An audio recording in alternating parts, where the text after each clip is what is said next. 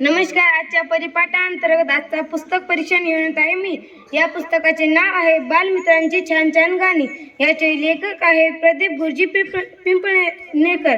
या पुस्तकाची किंमत आहे 160. मित्रांनो, या पुस्तकाच्या मुखपृष्ठावर जंगलातले प्राणी व पक्षी क्रिकेट खेळत आहे हे दिसत आहे. आणि जेव्हा मी हे चित्र पाहिले तेव्हा मला असं वाटत होतं की मी पण त्यांच्यासोबत खेळत आहे.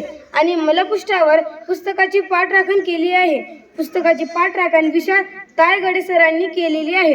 आणि मित्रांनो, आपण फक्त पुस्तक वाचतो आणि आनंदित होतो, तसंच आपण पुस्तकाचं मागचं पण वाचलं पाहिजे, कारण की तिथून पण आपल्याला खूप सारी माहिती भेटू शकते.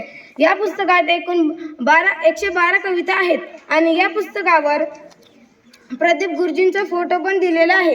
आणि मित्रांनो, या पुस्तकामध्ये वेगवेगळ्या विषयांवर कविता लिहिलेली आहे.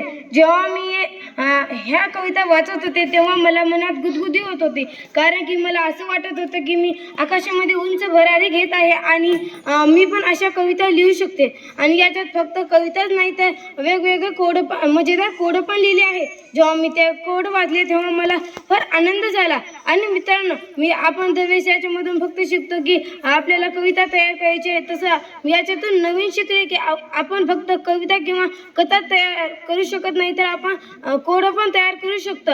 आणि ह्या कविता माझ्या मनाला भिडून जाणाऱ्या आहेत. आणि मित्रांनो, जेव्हा मी हे कविता वाचत होते तेव्हा मला फार आनंद झाला. आणि हे पुस्तक आनंदाचं झाड उत्कृष्ट बाल साहित्य कृतज्ञता पुरस्कार यामध्ये आलेलं आहे. मी प्रदीप गुरुजींचं फार आभार मानते की त्याने आम्हाला हे पुस्तक पाठवलं. धन्यवाद.